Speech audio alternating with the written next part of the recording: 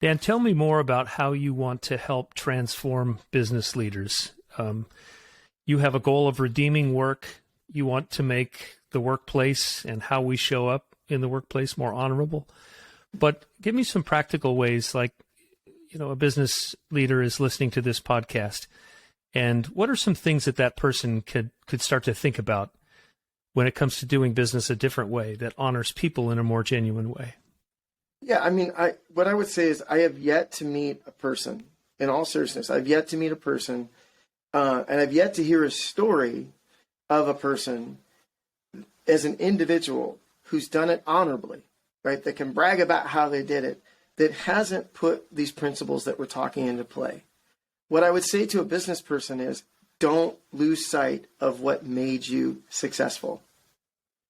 Just because you have a group of people doesn't mean you have to start being smart and optimizing and all this other nonsense that leads to destroying the interactions, right?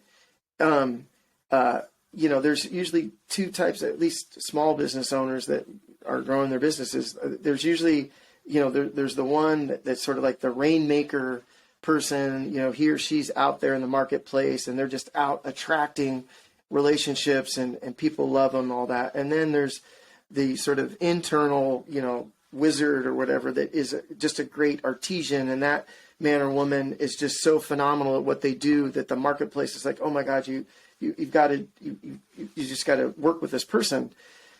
But then they bring people onto their team and they start acting like a boss instead of being what they're great at, which is just continue to coordinate that interaction.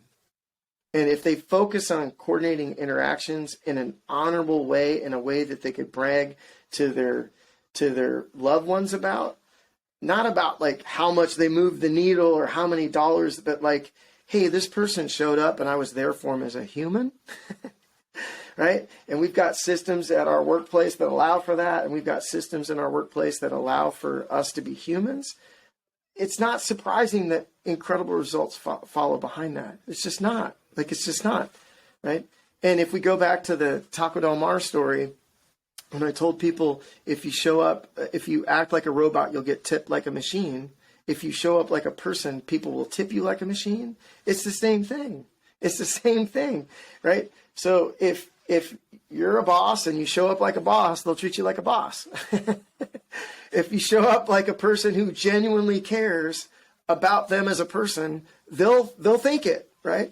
Right. And consequently, they're likely to bring a higher level of effort to work. And then the people they're interacting will sense that. And that will start to create pull. And obviously, if you do that, some people are going to grow and develop right out of the company. Of course they will.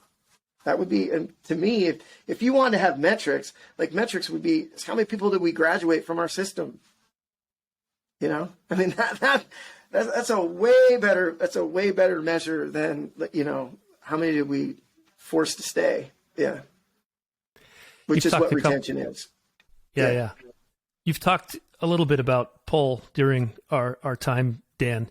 And one of your rules is that the universe is a pull, not a push. For people who haven't heard that concept before, explain that. Yeah, so just to be somewhat factually correct, the universe has many forces in it, right? And pull and push are probably, they barely make the appetizer page of the menu in terms of the menu what the universe has. So it's a little bit of an intentional simplification on my side that I say the universe is a pull system. Until I master pull, which is gravity, until I can fly, I should probably stay in my lane and keep right-sized, because pushing definitely doesn't work, right? And forget all the other forces that are available out there, right? Like those are way beyond my pay grade as well. So like if we push on somebody, every action has a reaction. We all know, like there's only a couple, three things that can happen. If I push, you're going to push back. If I push, I can knock you over, right? Or I can push and I don't move you. Like, I didn't push you hard enough. Well, that's,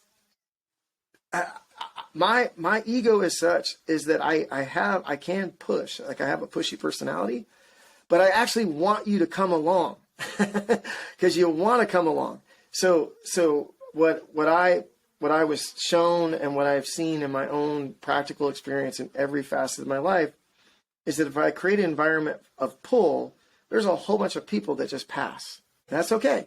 But the few that actually pull, they're here and they want to be here. And, if we talk about the business, we talk about point to point, there was a whole bunch of customers that passed and didn't stay or didn't ask. But the ones that do ask, the ones that do pull, they stay. They stay for a very long time. And you do great work for them. So that pull is essentially just doing things in a way that attracts other people to you. Yeah. It's in alignment with not trying to defy gravity. Yeah. Yeah. Yeah. It's staying grounded on earth. And you got to know who you are, knowing what your unique contribution is and staying inside of that. Yeah. So part of the new business that you've created, Dan, is the sidekick process. So you're sidekicking businesses and organizations. For lack of a better term, you're helping them go from where they are right now to where they want to be. That sidekicking process, and how you and I met last fall, is a personal development sidekick curriculum that you developed called Intentional Sidekick. I was super impressed with that. It's about how we get what we want in life through intentionality and organization, and I was super impressed enough that I said, "Who is this Dan Rogers guy?" Help people understand what that sidekick process is and why that's important to this whole business model you've created. Yeah, so it literally is just the fractal off of what I was doing when I was quote unquote selling stuff. When I started having success selling, I got really, really, really systematic, and because as I've already shared, I didn't know how to sell anything, so I just interviewed people. And so at first I was just trying to interview them just to find out, was there how much opportunity was or wasn't there.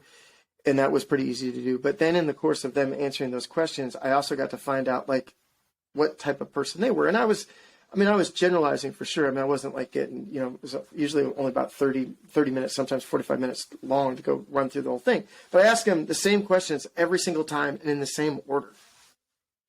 And what I was doing was graphing out what I was going to do with them. There was going to be 4 quadrants, and they were going to be in one of the 4 quadrants, and each one of the quadrants had an action for them, and only one was to work with us. The other 3 was to work with somebody else. And we systematized that. We literally systematized it. And so when I took a look at that and saw what we're really doing, I saw, this is all we're doing is helping people really figure out first a little bit of who they are, right? And then we figure out, what they want and then how to get it. And if you've been on that path before, then you should be able to sort of be out in front of them. So the sidekick process is just nothing more than that. And so we can do that with individuals because we understand the game of life a little bit. We can certainly do it with business people because we understand the game of business. And so that really is the sidekick process. It's 9 activities, sequenced, and figure out who you are, figure out what you want, figure out how you want to get it. And with all this stuff, I don't know that we've figured anything out. At most, we usually just remind people what someone smarter than us has already figured out somewhere in history, or we might sequence things differently or bring some things together that weren't normally together. But that's the sidekick process. It works for individuals, it works for teams, and it works for organizations.